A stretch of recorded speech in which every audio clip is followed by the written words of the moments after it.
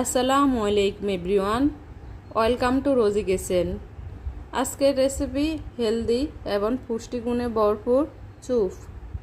আমি আজকে chicken soup বানাবো আর এই রেসিপিটাই আপনাদের সাথে শেয়ার করব।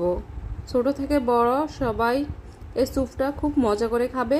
বাসা অসুস্থ রোগী থাকলে কিন্তু এই স্যুপটা রান্না করে খাওয়াতে পারেন।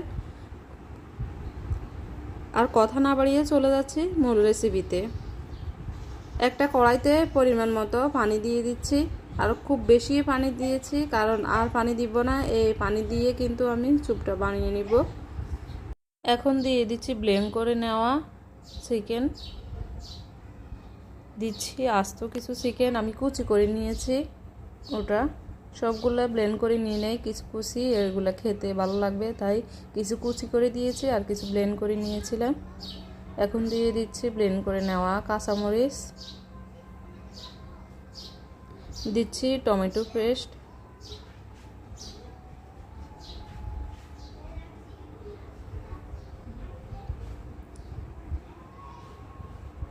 এখন দিয়ে দিচ্ছি আদা পেস্ট 1 টেবিল চামচ, দিচ্ছি রসুন পেস্ট 1 চা চামচ, দিচ্ছি জিরার গুঁড়া 1 চা চামচ, এখন দিয়ে দিচ্ছি স্বাদ মতো লবণ। তো লবণ এখন আমি 1 চা চামচে দিচ্ছি, পরে চেক করার পর লাগলে আরও দিব। এখন দিয়ে দিচ্ছি কর্নফ্লাওয়ার 1 কাপ কর্নফ্লাওয়ার দিয়ে দিচ্ছি। তো আমি পরিমাণ 1 কাপে দিয়েছি, আপনারা পানির পরিমাণ আন্দাজ করে কিন্তু কর্নফ্লাওয়ার দিবেন। নেড়ে পরে বুঝে নেবেন কি আরও বেশি লাগবে না ঠিকঠাক হচ্ছে কি না, ওটা চেক করিয়ে নেবেন। তো আমার এখানে কিন্তু 1.5 লিটারের মতো পানি ছিল, আর এটার মধ্যে আমি 1 কাপে কর্নফ্লাওয়ার দিয়েছি। এখন খুব ভালো করে নেড়ে আমি মিক্স করে নিচ্ছি। সব উপকরণ শুধু খুব ভালো করে নেড়ে ছেড়ে মিক্স করতে হবে।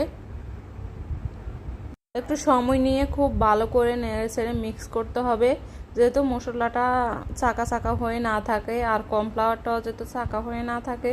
কর্নফ্লাওয়ারটা খুব সুন্দর করে মিশে যাওয়া পর্যন্ত কিন্তু এভাবে নেড়ে ছেড়ে মিক্স করতে হবে পানির সাথে।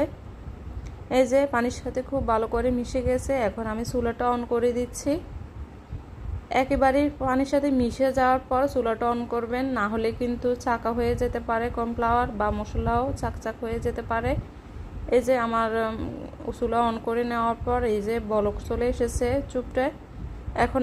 এখনও আমি কিন্তু নাড়তে আছি, এভাবে নাড়তেই থাকবো যেহেতু না চাকা চাকা হয়ে না যায়, তাই আমি কিছুক্ষণ পর পর নেড়ে দিব। এভাবে কিন্তু রান্নাটা শেষ করব। আর এই স্যুপটা খেতে কিন্তু অনেক মজা হয়। আপনারা যদি না খেয়ে থাকেন তাহলে আমার রেসিপিটা ফলো করে খেয়ে দেখবেন। আর আমার রেসিপিগুলো যদি ভালো লাগে থাকে তাহলে আমার চ্যানেলটা সাবস্ক্রাইব করে আমার পাশেই থাকবেন।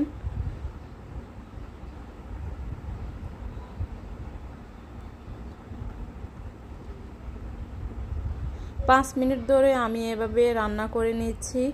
এই যে খুব সুন্দর করে বলক চলে এসেছিল, আর এইভাবে 5 মিনিট ধরে আমি রান্না করার পর রান্নাটা হয়ে গেছে। আমি লবণ চেক করে এখন দিয়ে দিচ্ছি ম্যাজিক মশলা। ম্যাজিক মশলা দিয়ে আমি আবারও নেড়ে মিক্স করে নিচ্ছি। সব কিছু পানির সাথে মিক্স করে নিচ্ছি। মশলাটা আমি দিয়ে খুব ভালোভাবে আবারও নেড়ে মিক্স করে নিচ্ছি। মশলাটা দিয়ে অল্প অল্প করে দিব আর মিক্স করে নেবে। এইভাবে না হলে কিন্তু চাকা হয়ে যাবে, যেহেতু গরম হয়ে আছে স্যুপ আর একেবারে ভারী হয়ে আছে, তার কারণে অল্প অল্প করে দিবেন আর মিক্স করে নেবেন। এই ম্যাজিক মশলাটা না দিলেও কিন্তু হয়, কিন্তু দিলে কিন্তু স্বাদটা অনেক বেড়ে যায়, তাই দিয়েছি আমি। আপনারা হাতের কাছে থাকলে দিবেন, আর না হলে স্কিপ করতে পারেন, তবে চেষ্টা করবেন দেওয়ার জন্য, এতে করে মজা হবে। এখন দিয়ে দিচ্ছি সরিষার তেল। সরিষার তেল দেওয়ার কারণে ফ্লেভারটা খুব ভালো পাওয়া যায়, আর না চাইলে কিন্তু আপনারা স্কিপ করতে পারেন, তবে দিলে ভালো। আর সরিষার তেল সচরাচর সবার ঘরেই থাকে। এখন দিয়ে দিচ্ছি ধনিয়া পাতা কুচি। ধনিয়া পাতা কুচি দিয়ে আমি নেড়ে এখন একটা বাটিতে নিয়ে দিচ্ছি। এই যে পরিবেশনের জন্য রেডি। ভালো থাকবেন, আল্লাহ হাফেজ।